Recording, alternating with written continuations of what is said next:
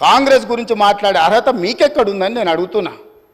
కాంగ్రెస్ గురించి మాట్లాడే నీతి జాతి సింగిల్ విండో డైరెక్టర్ పోస్టు చంద్రశేఖరరావుకి ఎవరిచ్చారు అధ్యక్ష? కాంగ్రెస్ పార్టీ ఇచ్చింది.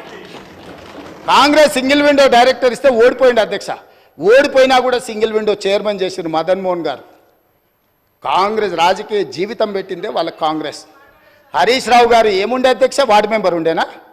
మీరున్నారు కదా ఆ రోజు ఎమ్మెల్యేగా.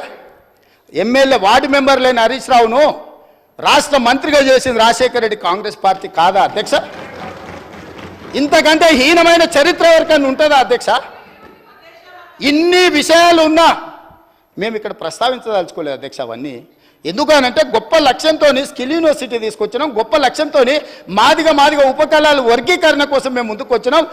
గొప్ప లక్ష్యంతో రైతు రుణమాఫీ చేసి రైతులను ఆదుకొని రుణ విముక్తులను చేసి తలెత్తుకొని ఆత్మగౌరవంతో రైతులు తిరిగే విధంగా ఇవాళ ముందుకు తీసుకెళ్ళాలి రైతులను మేము వస్తే, వచ్చిన కాడి నుంచి మైకి ఇస్తేనేమో శాపనార్థాలు, మైకి ఇవ్వకపోతేనేమో పోడియంలా మొత్తం సమయం తీయండి అధ్యక్ష.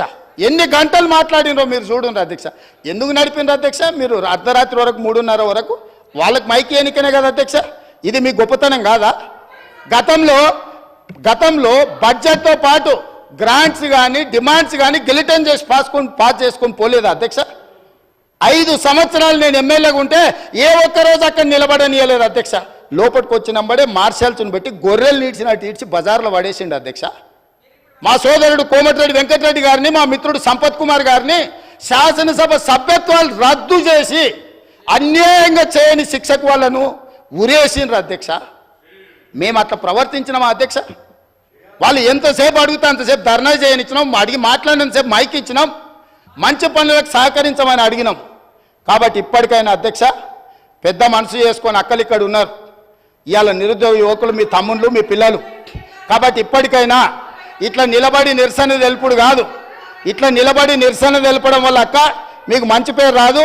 చెడ్డోని 10 ఇచ్చి వదిలించుకోవాలి, మంచోని 10 ఇచ్చి సావాసం చేయాలంటారు. అట్లాంటి వాళ్ళ సావాసం పనికిరాదు అక్క. నేను ఇప్పటికి కూడా చెప్తున్నా, మీరు బయట వాళ్ళు కాదు, మీరు మా అక్కలు, మా కుటుంబ సభ్యులు. మీ మంచి కోసం చెప్తున్నా, అక్కల క్షేమం కోరుకునే తమ్ముడుగా నేను చెప్తున్నా. నేను సమాజాన్ని చాలా చూసిన, చాలా కింది నుంచి వచ్చిన, గ్రామీణ ప్రాంతం నుంచి వచ్చిన, ఉమ్మడి కుటుంబం నుంచి వచ్చిన, నాకు అక్క చెల్లెళ్ళు అక్కలను అవమానించేంత నీచమైన జాతి నాది కాదు అధ్యక్ష. చెల్లెలు జైళ్ళు ఉంటే రాజకీయాల కోసం బజార్లలో తిరగటోని కాదు అధ్యక్ష నేను. అందుకే అక్కలతో పాటు వాళ్ళకు కూడా నేను విజ్ఞప్తి చేస్తున్నా, రైతు రుణమాఫీని అభినందించండి.